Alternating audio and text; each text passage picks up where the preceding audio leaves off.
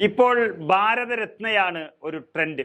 ആർക്ക് കൊടുക്കുന്നു, എന്തിനു കൊടുക്കുന്നു എന്നൊന്നും ചോദിക്കരുത്. പക്ഷേ കൊടുക്കാൻ ചില പ്രത്യേക കാരണങ്ങളുണ്ട്.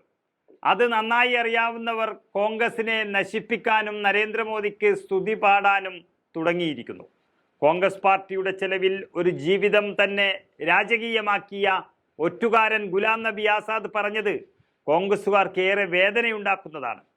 ലോക്സഭാ തെരഞ്ഞെടുപ്പിൽ 400-ലധികം സീറ്റുകൾ എന്ന ലക്ഷ്യം BJP നേടുമെന്നും അങ്ങനെ നേടിയാൽ അതിൻ്റെ ഉത്തരവാദിത്തം പ്രതിപക്ഷ മുന്നണിയായ ഇന്ത്യയെ നയിക്കുന്നതിൽ പരാജയപ്പെട്ട കോൺഗ്രസ് പാർട്ടിക്കായിരിക്കുമെന്നാണ് ഗുലാം നബി ആസാദ് പറഞ്ഞിരിക്കുന്നത്.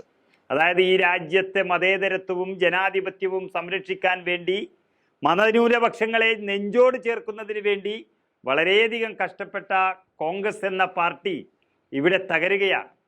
രാജ്യത്തെ ഭൂരിപക്ഷ മതമായ ഹിന്ദുക്കളുടെ ഇടയിൽ വർഗീയത ആളിക്കത്തിച്ചുകൊണ്ടാണ് BJP ഇവിടെ വളരുന്നത്. 35 വർഷത്തിലേറെയായി ഈ ശ്രമം തുടങ്ങിയെങ്കിലും അന്നു മുതൽ കോൺഗ്രസ്സാണ് BJPയുടെ വർഗീയതയെ എതിർത്തുകൊണ്ടിരിക്കുന്നത്. അന്നൊന്നും കോൺഗ്രസിനെ തോൽപ്പിക്കാൻ BJPക്ക് അത്ര എളുപ്പത്തിൽ കഴിഞ്ഞിട്ടില്ല. ഈ കാലയളവിൽ കോൺഗ്രസിൻ്റെ സന്മനസ്സുകൊണ്ട് പല സ്ഥാനങ്ങളും നൽകിയപ്പോൾ അവർ ഈ രാജ്യം അറിയുന്ന നേതാവായി മാറി. അതിലൊരാളാണ് ഈ ഗുലാം നബി ആസാദ്. പക്ഷേ മതേതരത്വം കാത്തു സൂക്ഷിക്കാൻ ചുമതലപ്പെടുത്തി സ്ഥാനങ്ങൾ നൽകിയ ഈ ആസാദിനെ പോലുള്ളവർ കോൺഗ്രസിനെ ചതിച്ചിപ്പോൾ BJPയുടെ പാളയത്തിലെത്തിയിരിക്കുന്നു. ആസാദിന് എന്താണ് കോൺഗ്രസിൽ നിന്നും കിട്ടാൻ ബാക്കിയുള്ളത്?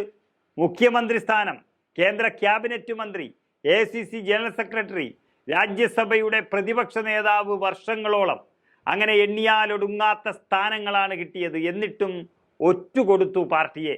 ഇപ്പോൾ അവിടെ നിന്നും കോൺഗ്രസിനെ വെല്ലുവിളിക്കുകയാണ്. തൻ്റെ മുൻഗാമികളായ PV നരസിംഹറാവുവിനും ചൗധരി ചരൺ സിംഗിനും ഭാരതരത്നം നൽകിയതിന് പ്രധാനമന്ത്രി നരേന്ദ്രമോദിക്ക് നന്ദി പറയുന്നുവെന്നും ഈ രാജ്യത്തിന് നൽകിയ മികച്ച സംഭാവനകൾക്ക് അവർ ഈ ബഹുമതികൾ അർഹിക്കുന്നുവെന്നും ഗുലാം നബി ആസാദ് പറയുകയുണ്ടായി. തൊട്ടടുത്ത ദിവസങ്ങളിൽ നൽകിയ ഭാരതരത്നയെക്കുറിച്ച് നമുക്കറിയാം. ഒന്ന്, LK അദ്വാനി ബാബറി മസ്ജിദ് പൊളിച്ച് അവിടെ രാമക്ഷേത്രം നിർമ്മിക്കണമെന്ന് ഏറ്റവും കൂടുതൽ പറഞ്ഞതും അതിനുവേണ്ടി രഥയാത്ര നടത്തിയ ആളുമാണ് LK അദ്വാനി. അതേസമയം ഒന്നും അറിഞ്ഞിട്ടില്ലെങ്കിലും ബാബറി മസ്ജിദ് പൊളിക്കുമ്പോൾ പ്രധാനമന്ത്രിയായിരുന്ന വ്യക്തിയാണ് നരസിംഹറാവു. അദ്ദേഹത്തിനും നൽകി ഒരു ഭാരതരത്ന. കോൺഗ്രസുകാർക്ക് ഇതിനൊന്നും വിമർശിക്കാനും സാധിക്കില്ല. ഇതൊക്കെ കണ്ടുകൊണ്ട് മറ്റൊരു ഭാരതരത്ന ലക്ഷ്യം വെച്ചിട്ടായിരിക്കും ആസാദ് മുതലാളി ഒരു പ്രസ്താവന ഇറക്കിയത്.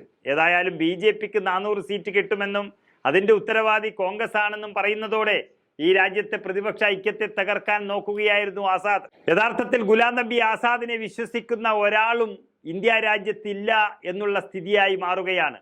കാരണം അത്രയ്ക്കും വലിയ ചതിയാണ് സ്വന്തം പ്രസ്ഥാനത്തോട് അദ്ദേഹം ചെയ്തത്.